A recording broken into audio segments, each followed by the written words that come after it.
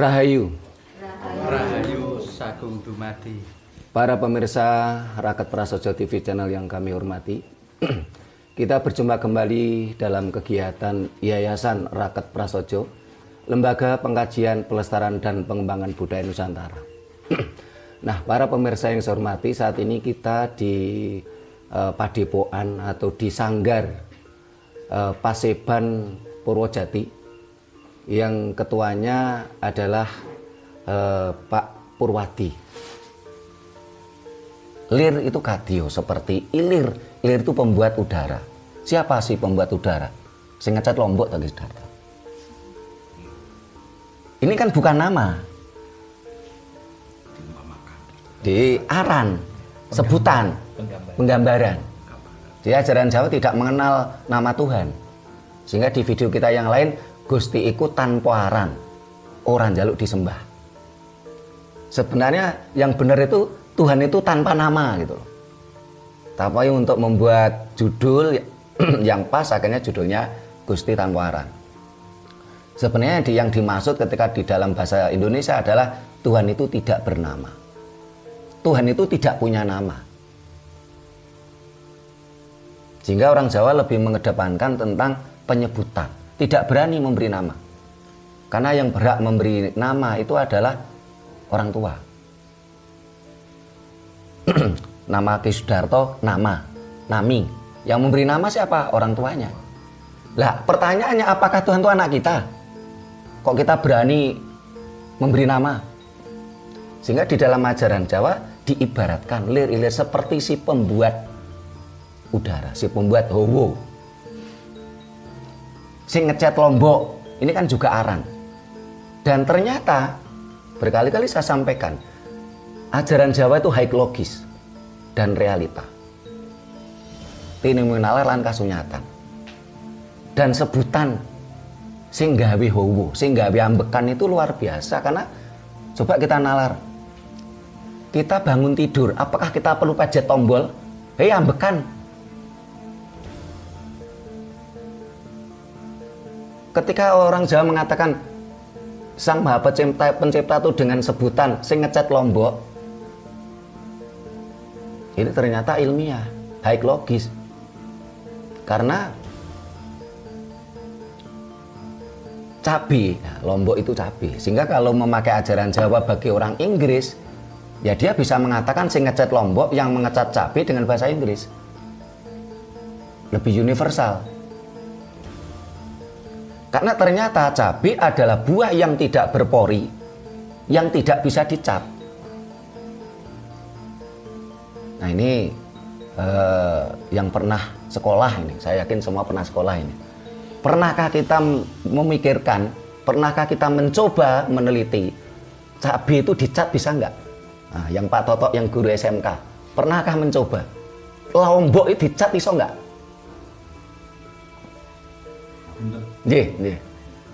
Beberapa bulan yang lalu pada Terima kasih Romo Trimo. Memang ada kalimat yang sering saya dengar. Kabeku delok Lombok iku sing ngecet sapa. Artinya ya sakono karo sing ngecet Lombok. Tapi beberapa bulan yang lalu pada saat rame-ramenya harga Lombok mahal, itu ada orang yang ngecat Lombok, ngapunten Bang. Tapi ya ketahuan karena itu tidak original gitu loh. Sehingga dapat dikatakan sing ngecat Lombok ya sing di Lombok gitu. Artinya yang menyebabkan tumbuh-tumbuhan itu hidup. Jadi bukan manusia gitu loh. Sehingga kemarin waktu rame-ramenya harga Lombok sampai ibu-ibu ini biasanya ya 1 kilo 120.000 itu banyak kejadian. Tapi ya konangan karena bukan haknya lah ya. Saya kira gitu Romo sebentar. Terima kasih Pak Toto. Nah para pemirsa, ini kan salah satu testimoni toh. Ternyata ajaran luhur kita tuh lebih ilmiah. Kenapa? Karena cabai adalah buah yang tidak berpori, yang tidak bisa dicat. Tapi kalau jeruk bisa dicat. Wah, masa kecil saya tuh sering cokotan jeruk ya. Nek pas pitulasan. Nanti reng kabeh ndek lambe. Uang. Kasih uang. Iya, ada uangnya gitu loh. Iso dicet kalau jeruk, tapi kalau cabai tidak bisa. Bagaimana? Ternyata ajaran leluhur kita itu jauh lebih ilmiah.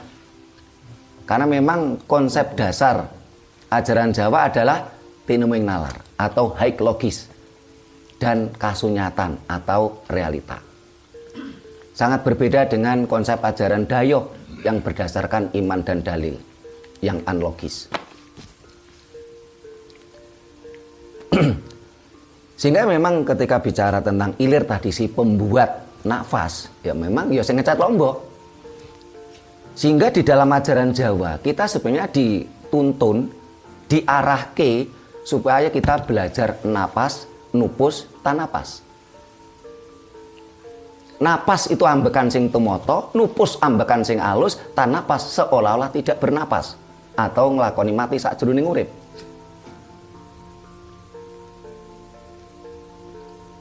Kalau dilihat dari mana tembang yang begitu dalam, ya memang ilir-ilir bukan untuk anak-anak. Berbeda dengan tembang dolanan umpamanya tikus, piti. Nah, tapi saya nggak hafal lanjutannya karena memang saya bukan ahli tembang.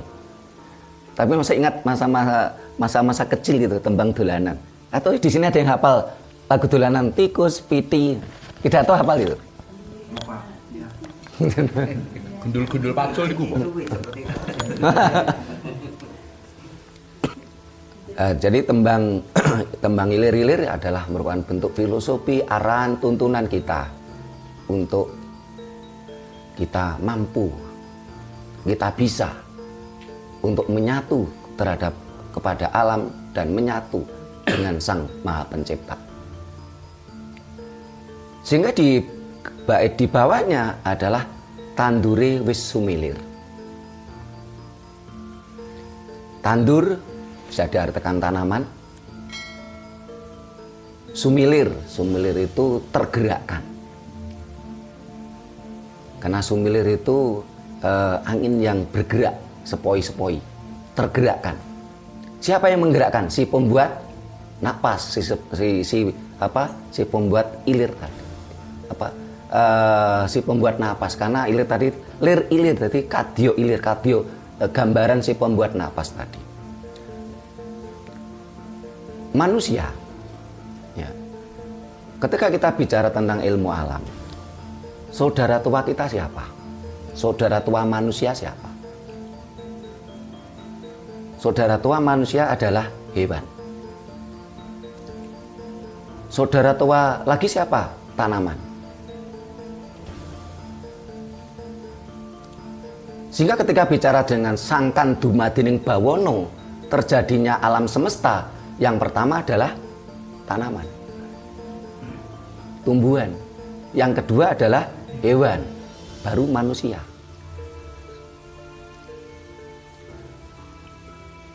Ini kalau dibaca tandure, itu artinya tanaman, tanamannya.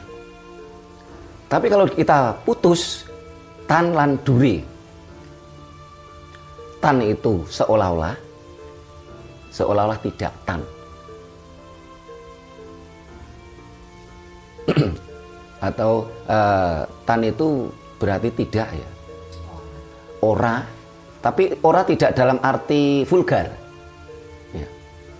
Karena di situ ada makna lebih sinandi. Dure itu adalah pedoman, pegangan. Sehingga manusia ini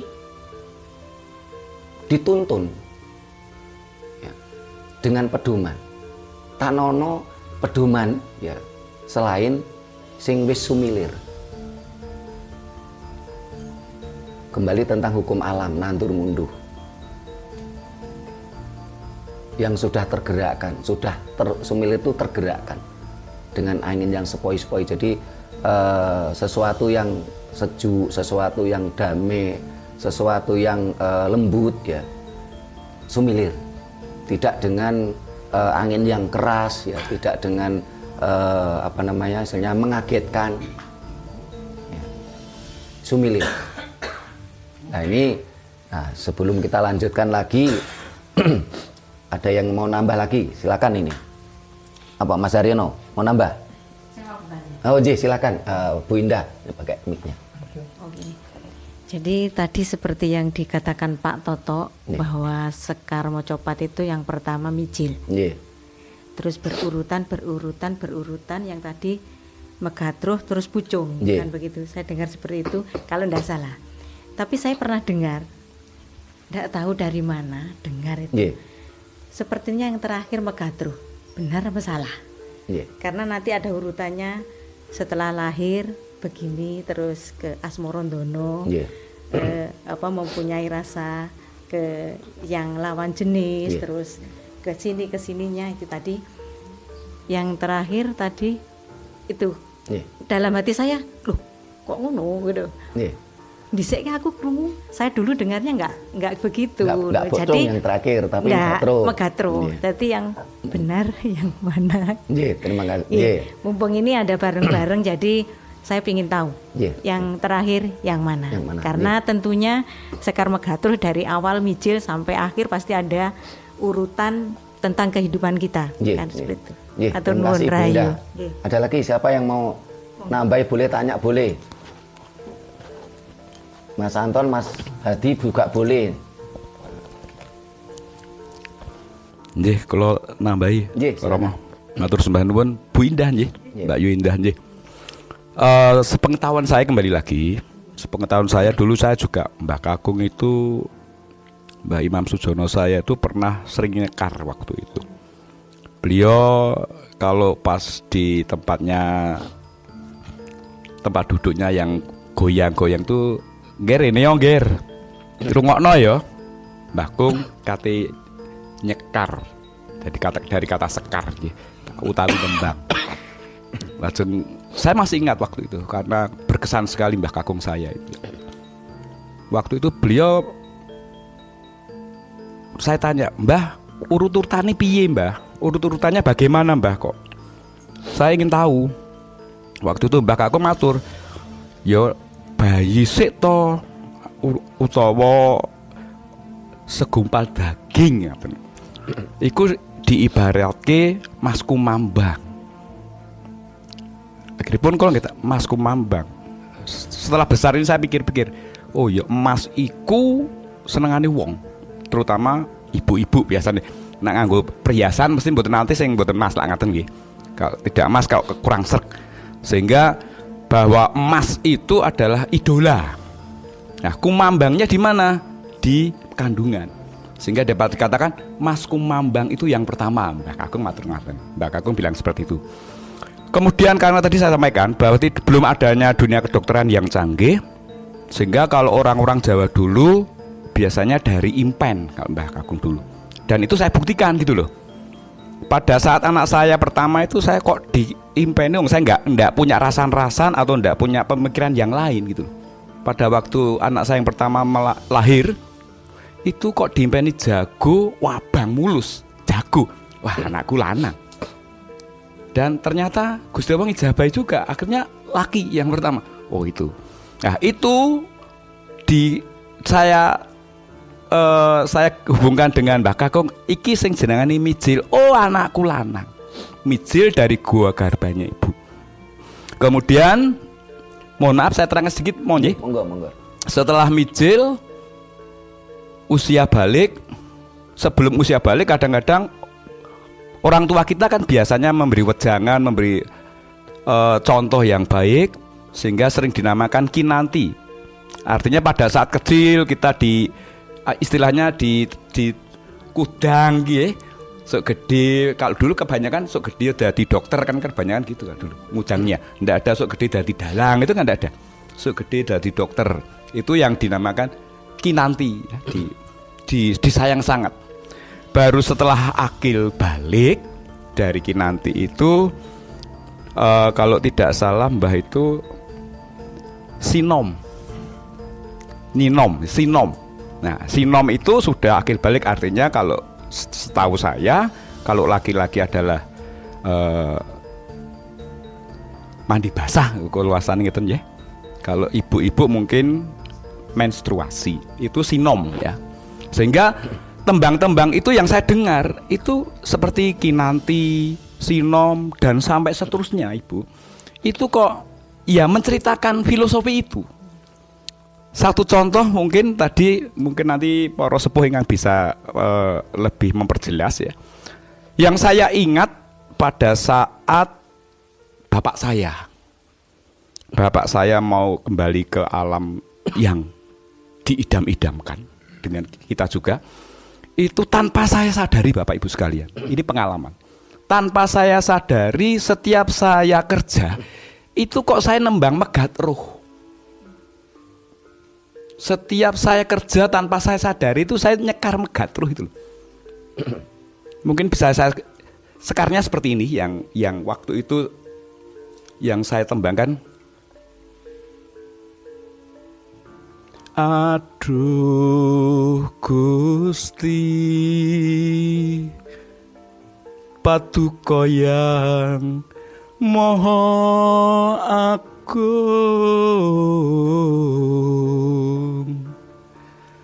samangkya hamba ngabekti,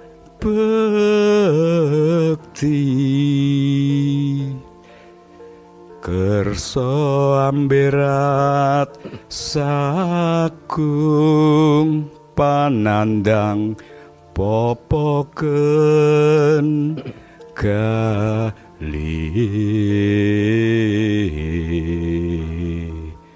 resik reribeting batos.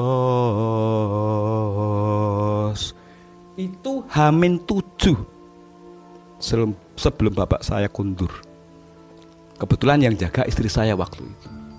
Sehingga pada saat saya kerja, istri saya bilang, ya bapak kok menengai. Ya udah, aku tak pulang pada saat istirahat. Sehingga saya dari mbak tadi, setelah bapak kundur dikasunyatan kan, tadi Romo Trima mengatakan kalau dulu tidak ada yang orang meninggal di pucung gitu, tidak ada. Setelah itu saya lihat disucikan baru dipocong dari kata pucung gitu. Sehingga pemikiran saya, kalau gitu setelah megat roh dipocongi kemudian ditandur malih kembali ke asalnya. Jadi itu yang saya tahu. Mohon maaf Bu Indah nggih menawi lepat kula kalau ada saya masih keliru. Memang terus terang di forum yang berbahagia ini saya mau menggali, karena budaya kita, budaya Nusantara kita, budaya yang sangat adiluhung, yang meskipun banyak orang yang mencibir, biarkan, karena tidak bisa kita salahkan. Karena orang Jawa tadi yang Romo Trimo bilang, kita tidak rebutan salah atau tidak benar-benaran, tetapi elok opo ra elok, pantes opo ra pantes, itu aja. Terima kasih, saya kembalikan ke Romo Trimo, monggo. Matur nuwun Pak Toto. Ada lagi yang mau nambah atau tanya? Mas Hadi, Mas Anton enggak? Nah, ini kru Rakat Prasojo sehingga mencoba memberi kesempatan yang lain. Mas Aryono mau nambah? Silakan. Matur nuwun. Saya tertarik sekali, dari tadi mikir gitu. Ketika kita bicara tembang lir-lir, kembali lagi ke tembang itu yang dikatakan sebagai ciptaan Kanjeng Sunan Kalijaga secara umum itu, namun berdasar penelitian, dan itu sudah lama sekali, kurang lebih 15 tahun yang lalu sudah selesai. Tapi pada kenyataannya saya coba Google itu tadi, syair asli enggak muncul. Yang muncul ya karya Kanjeng Sunan Kalijaga. Tidak muncul sama. Sehingga apa yang disampaikan oleh Romo Sutrimo tadi itu membuat saya prihatin. Berarti yang tahu hanya kalangan kita sendiri. Saya aja enggak tahu kok, baru kali ini saya tahu kalau ternyata bukan. Maka saya bertanya. Nah, kemudian yang lebih ironis lagi, di kurikulum kita mulai dari TK sampai universitas itu munculnya adalah karya Kanjeng Sunan Kalijaga. Nah, terus kalau kita mengatakan ini penelitian berdasarkan ini, kita harus berbuat sebetulnya, merubah kurikulum. Karena apa? Yang kita kenal, yang kita kenang sampai sekarang di dalam memori saya sejak saya TK, ya tembang lir-lir ini ya karya Kanjeng Sunan Kalijaga. Karena apa? Ada di dalam kurikulum bahasa Jawa. Nah, berarti perjuangan Rakat Prasojo lah di sini untuk kemudian merubah yang namanya kurikulum itu tembang lir-ilir itu adalah karya ini tahun sekian bunyinya aslinya seperti ini. Karena saya cari coba Google dari diem saya coba, tidak muncul sama sekali. Ya tetap aja bunyinya karya Kanjeng Sunan Kalijaga. Mekaten Romo, matur nuwun. Terima kasih Pak Rino. Ki Sudarto menambah. Nah, para pemirsa yang saya hormati, kalau kita bicara translate Google itu kadang-kadang memang kita harus hati-hati. Kadang-kadang menyesatkan.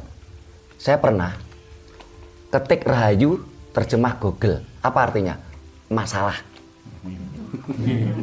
Kalau nggak percaya silakan coba. Rahayu terjemah Google. Artinya apa? Masalah.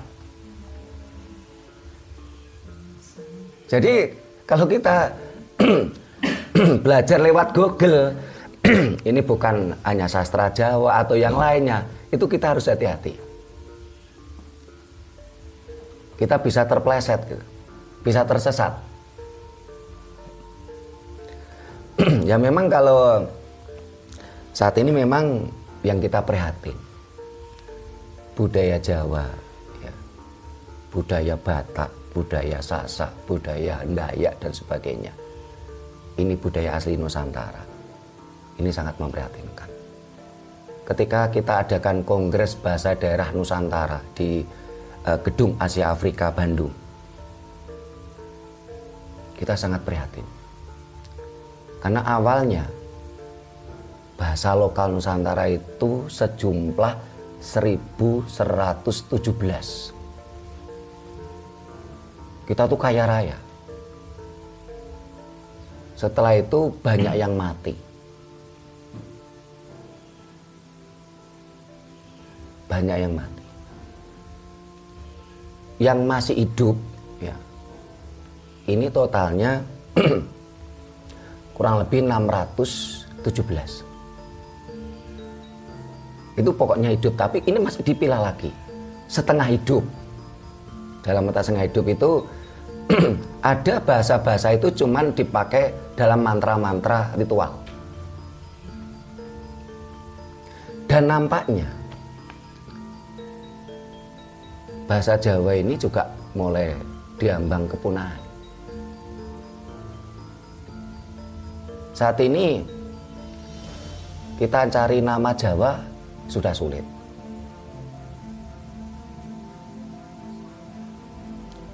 Tapi kenapa kok channel Rakat Prasojo ini memakai bahasa pengantar bahasa Indonesia? Karena kita lembaga pengkajian, pelestarian dan pengembangan budaya Nusantara. Kita bukan lembaga pengkajian, pelestarian dan pengembangan budaya Jawa. Ranah kita Nusantara. Anggota kita Nusantara. Yang sudah gabung seperti Pak Purwadi, Pak Muji itu tahu betul. Anggota kita ada orang Sasak, ada orang Dayak, ada orang Bali, ada orang Batak, ada orang Flores, ada orang Sumba.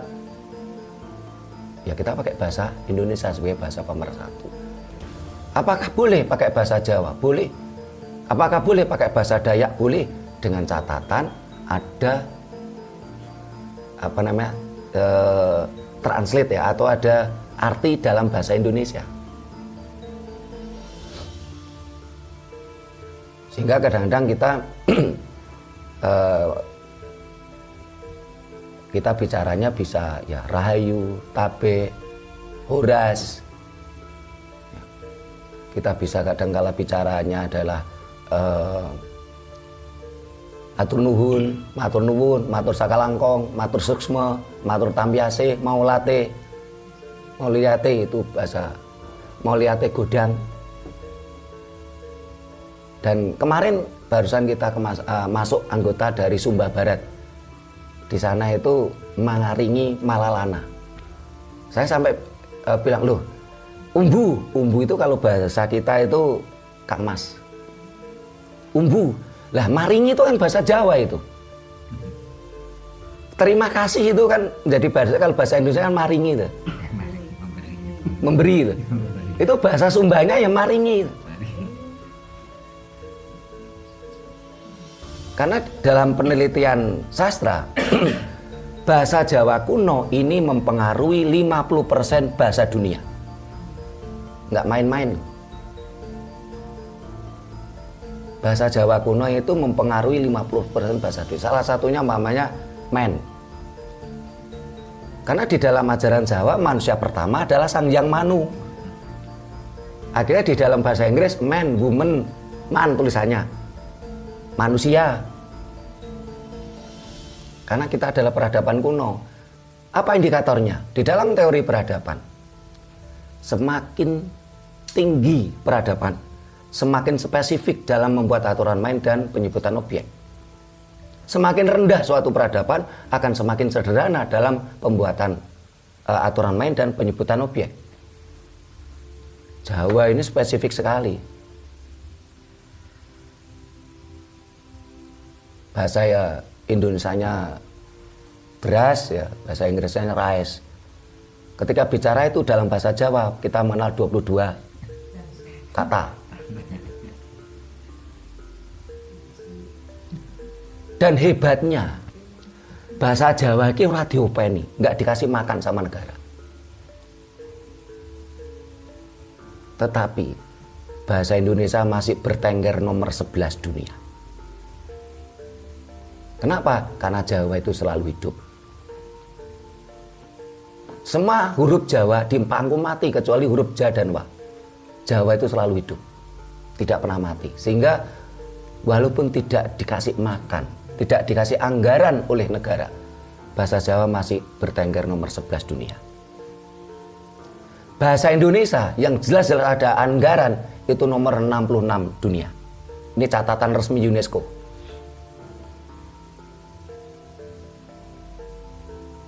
Dan kita memang dipecundangi. Sementara ajaran budaya dayoh, budaya impor, ini ada anggaran negara itu mencapai ratusan triliun.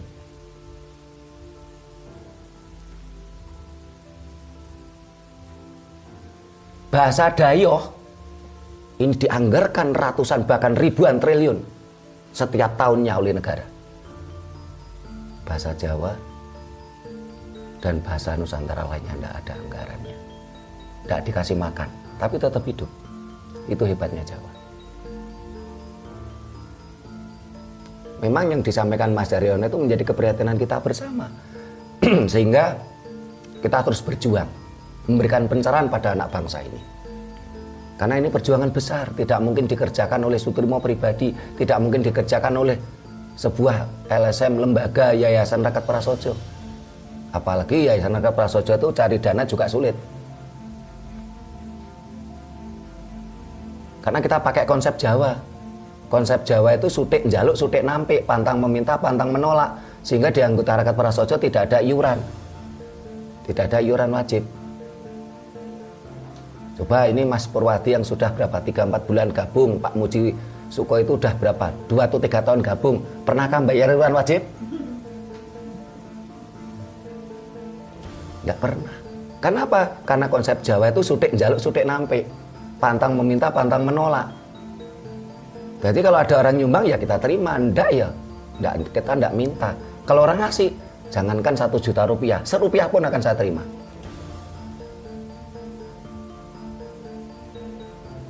Ini kita perjuangan bersama, bukan perjuangannya Sutrimo atau perjuangannya Rakyat Prasojo. Walaupun sekarang Paguyuban Paseban Purwojati sudah bergabung di Yayasan Rakyat Prasojo, sehingga nanti saya minta ke Pak Purwadi selaku ketuanya, susun kepengurusan, saya minta fotokopi KTP. Akan kita buatkan SK, SK-nya nanti tembusannya ke kepala desa, camat, dan bupati, dalam hal ini adalah Bagas Bang. Supaya secara hukum Paguyuban Paseban Purwojati ini jelas kedudukannya. Kita terus berjuang bersama, walaupun tidak dikasih makan oleh negara. Tapi saya yakin ono pakon mesti ono pakan. Ketika kita menjalankan pakonnya jagat, perintahnya jagat, pasti jagat akan mencukupi semua kebutuhan kita. Itulah ono pakon, ono pakan. Nyatanya Pak Purwadi ini walaupun melestarikan budaya Jawa, saya lihat juga ekonominya cukup mapan. Anaknya juga kuliah. Uang dari mana coba? Saking sugih sing ngecat Lombok. lahan ini seharusnya dibuat kos-kosan dapat duit, cuman dibuat sanggar. Ono pakon, ono pakan. Kalau kita kerjakan pakone jagat, pakone leluhur, mesti ono pakan. Ya, tapi kita harus bersinergi dengan alam semesta, dengan jagat.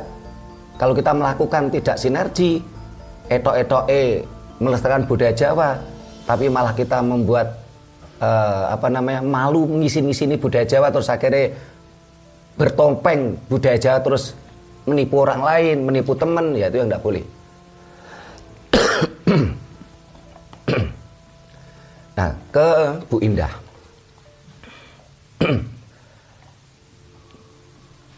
Tadi seperti yang saya katakan, di dalam konsep budaya Jawa tidak ada salah benar. Jadi yang disampaikan Pak Toto ya nggak salah, yang disampaikan Bu Indah juga nggak salah. Itulah keberagaman kita.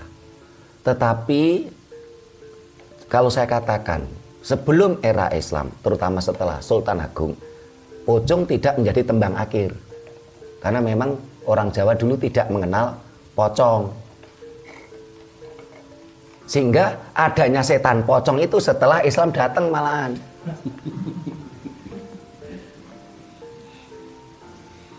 Kalau dulu ndak ada setan pocong, itu ndak ada. Nek demit akeh. Demit periperayangan, tek-tekan, balung canda, akeh, kemamang. Jadi kalau ada istilah setan pocong itu setelah agama Islam masuk. Dulu ndak ada orang mengatakan setan pocong, ndak ada dulu. Sementara di situ kan pocong, bukan pocong. Begitu juga kalau yang terakhir megat roh, apakah salah? Tidak. Tetapi kalau megat roh dikatakan megat roh, itu yang juga nggak pas. Karena orang Jawa tidak mengenal roh. Roh itu bahasa Arab. Bahasa Jawanya sukmo. Nah, megat roh, ya megat ruruh. Sehingga tembangnya ruruh. Tembangnya wong tua, ruruh. Bukan megat roh dalam artian roh, itu bahasa Arab. Jawa tidak mengenal roh, tapi sukmo. Mau disusun yang bagaimanapun silakan, itulah keberagaman. Walaupun tadi versinya Bu Indah sama Pak Toto beda. Apakah ada yang salah benar? Enggak, semuanya benar. Cuman kalau ditanya apakah ini pakem Jawa atau tidak, itu tadi saya katakan. Kalau pocong diartikan pocong, itu setelah eranya Sultan Agung, Islam masuk. Dan sebenarnya pucung bukan pocong. Setelah agama Islam datang, memang orang meninggal itu dipocong. Tetapi itu tidak semua orang. Raja-raja Jawa tidak ada yang dipocong. Termasuk terakhir kemarin Kanjeng Gusti Adipati Aryo Mangkunegoro. Berapa kemarin? 9 atau 9 ya. Itu tidak dipocong. Termasuk Sinuwun Pakubuwono 12 ya tidak dipocong.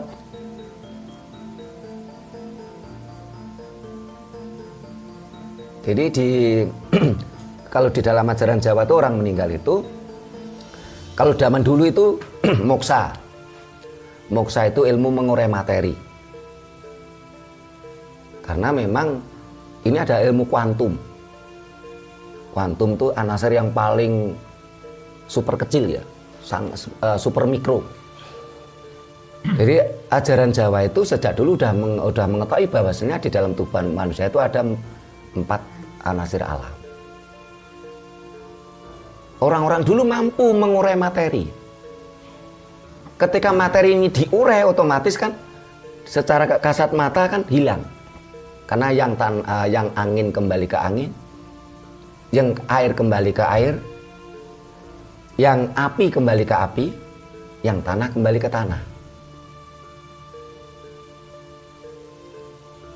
Ini moksa, itu ada moksa independen atau moksa mandiri, karena yang bersangkutan ilmunya tinggi. Ada moksa dibantu. Moksa dibantu itu apa? Diore oleh yang hidup dengan cara dibakar. Yang saat ini dilanjutkan di Bali dengan istilah ngaben. Di tanah Jawa mengenal kuburan pertama itu adalah tahun 1368. Siapa? Yaitu makam Islam pertama Siti Fatimah binti Maimun. Sebelum itu tidak mengenal kuburan, karena makam kuburan itu juga bahasa Arab. Nah, setelah ada budaya Islam masuk, akhirnya orang Jawa mulai mengenal pasarean. Tapi antara pasaran dan pesarean juga beda lagi. Dengan cara apa? Ada yang mujur ngetan ngulon dengan filosofi sangkan paraning dumadi, ada yang bulat luweng itu memakai filosofi manunggaling kawula Gusti. Sehingga kembali ke pemahaman Mocopat tadi, Bu Indah ya ora salah, Pak Toto juga tidak salah. Nah, kita lanjutkan pembahasan tadi tentang lir ilir tandure wis sumilir. Tak ijo royo-royo. Jadi orang-orang yang sudah tercerahkan ini mesti akan terlihat seperti tanduran yang ijo royo. Semua mata memandang, walaupun lagi sumpek emosi tinggi, melihat tanaman yang ijo royo mesti akan luluh. Kalau nggak percaya silakan buktikan. Karena tanaman yang hijau royo itu membuat energi positif, menjadikan kita akan terasa damai.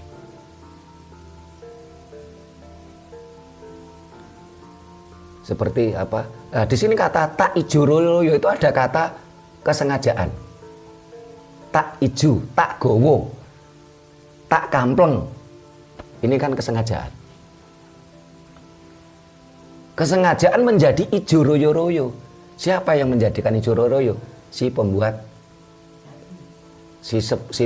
nafas tadi kan, atasnya kan lir-lir, si pembuat udara, pembuat nafas. Tak sengguh penganten anyar. Seperti, tak sengguh itu seperti. Koyo, dikira seperti pengantin anyar. Pengantin anyar itu sesuatu yang penuh keceriaan. Tidak ada pengantin kok merengut kecuali kawin paksa. Secara umum kan mesti pengantin kan mesti mesam-mesem, semringah. Sehingga disinilah tanduran sing wis sumilir yang sudah tercerahkan itu mesti akan penuh keceriaan. Walaupun dia sedang dilanda susah, dilanda seneng, dia akan sumringah, sumilir. Sehingga di dalam filosofi Jawa ada kata-kata apa? Eseme priyayi mbengoke kawula. Kalau priyayi seneng yo mesem, susah yo mesem, lagi nesu yo mesem. Tapi kalau kita masih kawula, seneng yo bengok-bengok, nesu yo bengok-bengok, susah yo geru-geru. Ini kita masih kawula. Nah, kita harus meningkatkan kualitas kita, sumber daya manusia kita, eseme priyayi mbengoke kawula. Jadi kalau kita semua seneng bengok-bengok, sedih ya geru-geru nangis, kita masih kawula, belum menjadi priyayi. Sumber daya manusia kita masih rendah. Nah, ini sebelum saya lanjutkan bait berikutnya, ada yang mau nambah nih lagi. Di Sudarto. Hah? Nah, monggo Pak Wandi, monggo mau nambah silakan. Rahayu. Rahayu. Nggih, atur nuwun. Memang dulu saya pernah di ajaran ini saya dapat dari leluhur saya sendiri. Masalah ilir-ilir itu setiap tokoh atau sesepuh dulu punya versi atau filsafat masing-masing. Yeah. Karena ini hubungan dengan batin atau hati, untuk kejernihan hati. Ada dibilang gini leluhur saya dulu, bukan ilir, lir ngelilir niku asli nih. Yeah. Tegese lir niku teges utawa maneges. Lak ngaten. Istilah orang Jawa itu lir niku lak tegese pripun kan, lire pripun. Teges. Manegeso marang urip kita, tegese negeso marang Kang Maha Urip. Tandure wis sumilir. Pisan wau pindah ada dikatakan Pak Toto tadi, kita dalam bentuk wujud masih benih. Kedua, kita tuh lilir ketika sudah jadi jabang bayi, apalagi kita sudah dewasa. Negeso ditandur urip ning donya kuwi nggo apa? Manegeso marang Kang Maha Urip. Mula diarani manegeso marang Gusti, bagusono atimu yen kepingin ketemu caket marang Gustimu. Mula tembang niku nggih diwastani spiritual, bukan untuk tembang-tembangan. Mencari jati diri, makanya tembang itu dikatakan setiap bait atau di situ tuh setiap kata itu hayat atau khayat atau di situ penghayatan. Setiap satu bait tadi itu satu napas, setiap napasmu itu harus bisa bermanfaat dan maneges marang uripmu gitu loh. Jadi setiap versi orang tuh beda-beda, silakan, itu memang punya hak masing-masing. Jadi kalau itu dikatakan seperti ini, itulah ilmu Jawa ya. Filsafat Jawa itu kebak pasemon, banyak filsafat. Jadi leluhur dulu dapat petunjuk dalam mencari filsafat ilmu itu memang masing-masing. Saya dulu tembangno ojo ning tengah kota, coba tembangno nalikane kowe ning gunung, di atas gunung, di hutan, di dalam air, rasanya seperti apa kalau kamu memang dari alam. Kamu mengatakan kamu hebat di kota, ndak takut seperti ini itu. Ketika kamu nembang di dalam, di samudra, di pinggir laut, kamu berani. Ketika kamu di atas gunung, di tengah hutan, kamu berani nembang dengan tulus ikhlas, kepingin dekat dengan Gustimu. Kalau cerita banyak, tapi orang Jawa mencari dulu dengan hati. Dia mencari di bawah pohon, katanya di sini angker ini, di situ dia masih terganggu enggak? Di atas gunung-gunung yang di situ aktif, dia terganggu enggak? Benar-benar menyatu enggak? Di situ saya dulu diajarkan sama mbah saya itu, leluhur saya itu seperti itu. Makanya kamu nembang silakan. Memang ada ilir-ilir dolanan untuk anak-anak. Lir-ilir itu kan untuk mengenal. Biar anak itu sekar atau nembang itu dengan gerakan, artinya ceria. Tapi untuk kita menyatu dengan tembang itu perlu penghayatan. Karena setiap napas kita itu adalah berharga. Kan gitu. Jadi sebetulnya untuk perbedaan masalah ilir-ilir itulah khasanah. Khasanah. Bahasanya ilmu Jawa, orang Jawa itu kebak pasemon. Satu suku kata bisa dimanakan bermacam-macam. Makanya di situ lir. Kalau mbak dulu gini nembangnya, lir ngelilir bukan hatimu. Sadurunge maca wong wacane atimu. Sadurunge nyalahno wong salahno sik atimu bener apa ora. Kowe weruh dhewe apa tembung jare. Nek tiyang Jawa kan ngoten lho kok. Mangkane keyakinanmu bakal kowe madhep marang Gustimu iku tanggung jawabmu dhewe, duduk krana wong liya. Yakinmu iku ya aturno marang Gustimu. Gustimu luwih ngerti. Mula baguse ati lek kepingin napa terus leluhur kula sing mbah niku yen kepingin kepero Gustimu ora ado bagus ana atimu. Atimu ku ora goro, kowe sukses nggoroi wong, tapi ora sukses nggoroi atimu. Ndak gitu. Sing nuntut bakal kita lah ati kita. Kula sukses nggoroi jenengan, maneka warna. Sukses ning kula mboten sukses nggoroi ati kula. Niku pesene lek nembang ilir sing. Kula negeso nang atimu sing sak temene. Kula pungkasane kula diaturi Mbah Hayu iku urip kebak marang rahayune sagunge dumadi. Kawulane Gusti Allah niku mboten kok menungso tok kathah. Nggih.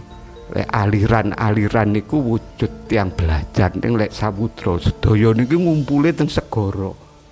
Mula segara wonten ati niki terus Mbah kula cedhek ana cemplung ana.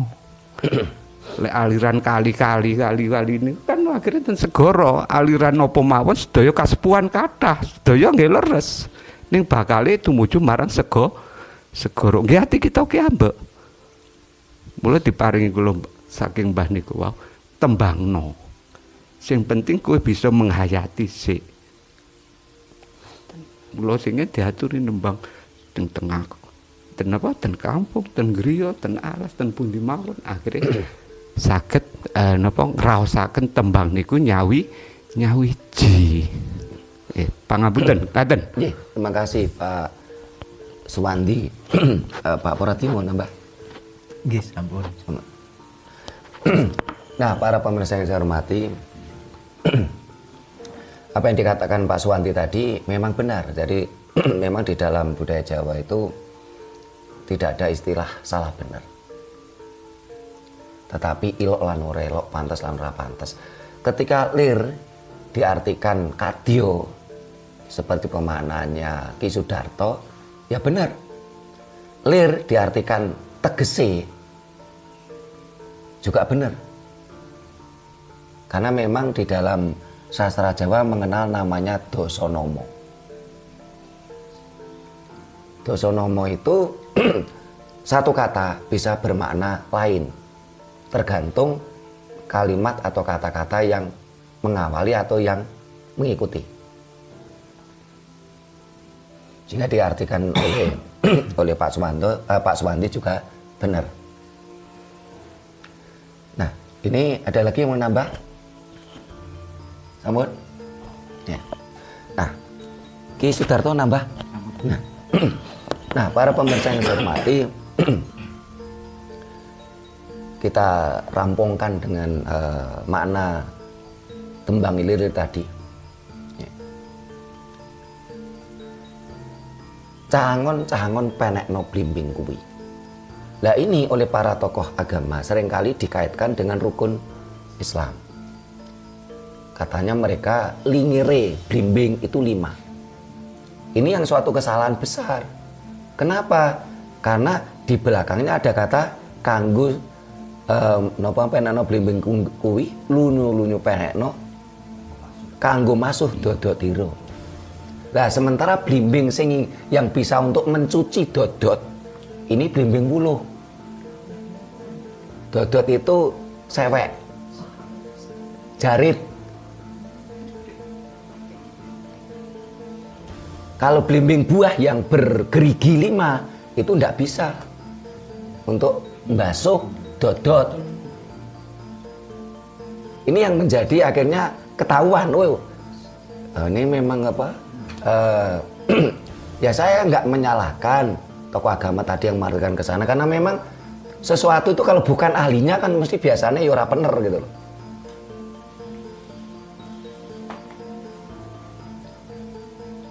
Karena di situ ada penekno blimbing kuwi. Nah, ketika blimbing di sini diartikan rukun Islam 5, ini yang kurang pas. Karena di belakangnya ada kata kanggo masuh dodotiro. Tetapi kalau diartikan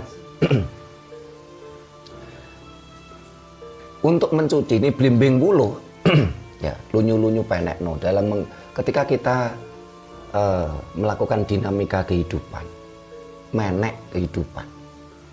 Karena memang tadi Ki Sudarto mengatakan nek jenenge menek mesti mendhuwur. Mesti kita maju. Dalam kehidupan ini pasti kita akan terus maju, tidak mungkin ke belakang. Kita tidak bisa menarik diri kita ke belakang. Kita tidak mungkin akan mengulangi apa yang sudah kita lewati. Selalu ke depan, selalu ke atas. Walaupun dalam posisi penuh dengan rintangan, penuh dengan cobaan, lunyu-lunyu tetap penekno, tetap harus kita kerjakan. Kalau syair di sini memang ada yang kurang pas Ki Sudarto. Lunyu-lunyu penekno kok terus langsung kanggo sebo mengko sore sing nggih sebo ki apane? Ini harus dibenahi Pak Purwadi. Seharusnya di sini itu kan lunyu penekno kanggo masuh dodotiro, kanggo sebo mengko sore. Ini satu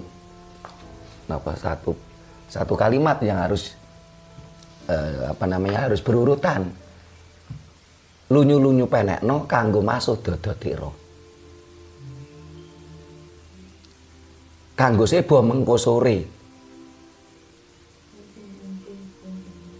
Mumpung padang rembulane, mumpung jembar kalangane, yo surao surak huri. Perkara setelah kita selesai nembang terus mengucapkan rahayu lah, itu enggak apa-apa, tapi tetap tembang harus utuh dulu.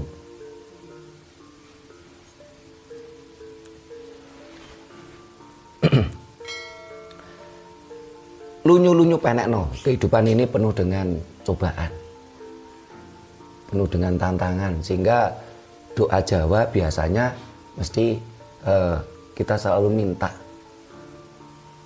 wilah, minta petunjuk kepada Tuhan. Margane wong kelunyon ya butuh wilah, wong wuto ya butuh wilah.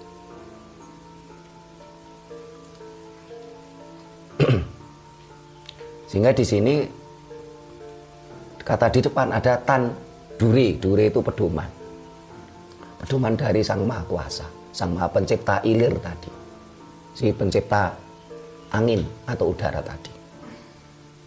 Butuh wilah, butuh pedoman. Kanggo masuh dodot iro. Dodot iro, iro itu dodotmu. Iro siro. Dodot itu adalah lambang kehormatan. Karena kalau orang Jawa dulu itu kebanyakan pasti pakai dodot, ora lanang ora wedok. Entah laki-laki entah perempuan pasti pakai dodot, pakai nyamping. Walaupun pakai celana ya tetap pakai nyamping. Orang Jawa mengenal celana udah lama, tapi walaupun pakai celana tetap pakai nyamping. Karena dodot atau nyamping atau sewek atau jari itu adalah simbol kehormatan. Sehingga kalau perempuan yang paling jelek di dalam ajaran Jawa apa? Tapi kendu. Tapi, jarit, sewek, nyamping, dodot. Nggak ada, karena dodot itu kehormatan. Nek wis kendu jadi tapi kendu. Perempuan yang suka selingkuh. Sehingga perempuan yang paling jelek dalam ajaran Jawa itu paling jelek itu tapi kendu. Terus sing sak ngisore itu yang dibanyaki adalah pedaringan dobol. Dua ini wanita yang yang paling jelek di kacamata ajaran Jawa. Bagaimana supaya kehormatan kita terjaga? Ini termasuk tadi saya katakan bahasanya esene prihayi mbok kawula.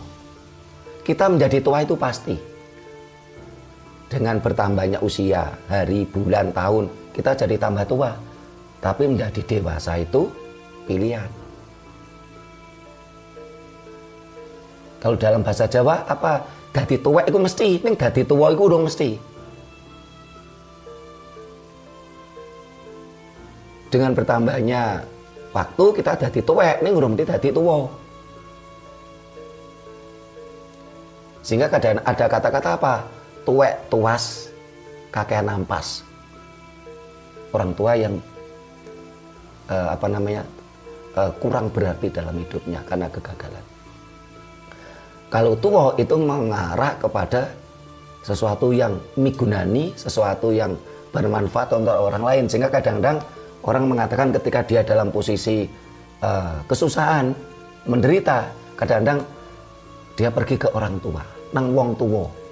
Wong tua di sini bisa berarti wong tua secara biologis, bisa juga berarti wong tua dalam artian ilmunya. Supaya kita tetap terjaga kehormatan kita. Kanggo masuk dodo tiro, kanggo sebo mengko sore.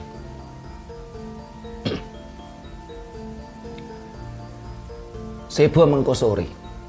Karena semua orang itu kan kalau diartikan ke kita meninggalkan duniawi bisa sebo mengko sore.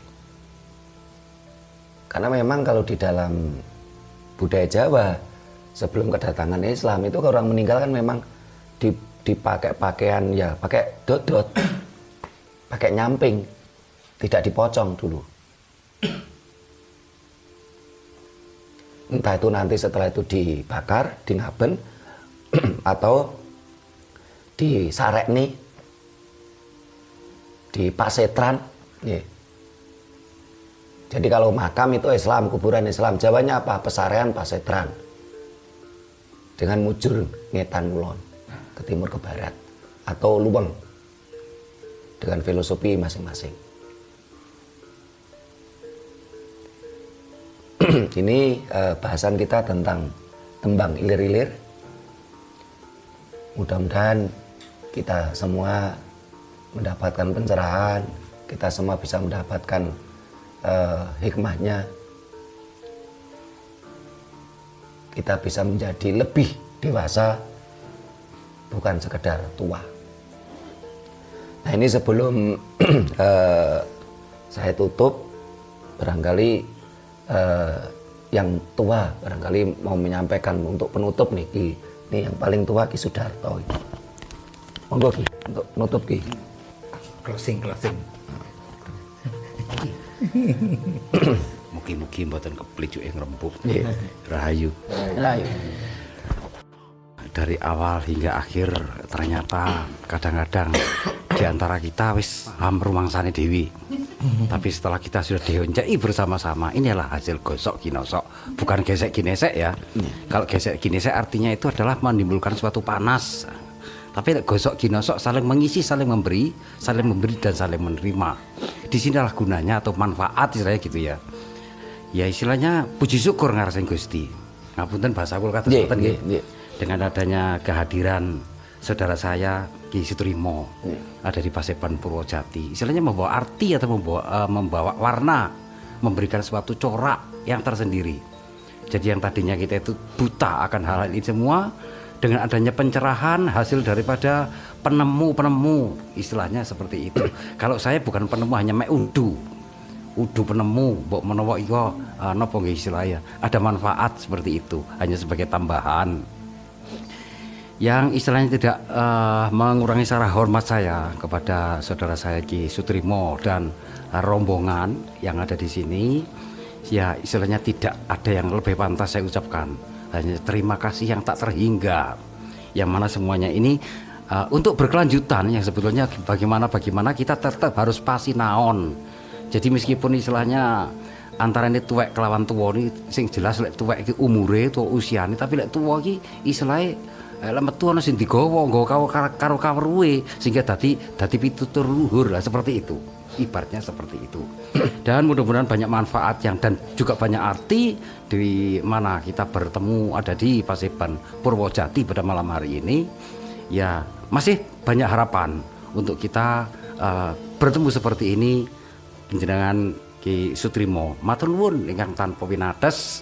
Kehadiran jenengan teng mriki ternyata membawa warna yang sangat berarti untuk kita semua. Mungkin itu dari saya, kurang lebih mohon maaf dan terima kasih. Rahayu. Demikian para pemirsa yang saya hormati, bahasan kita malam ini di Sanggar Paseban Purwojati.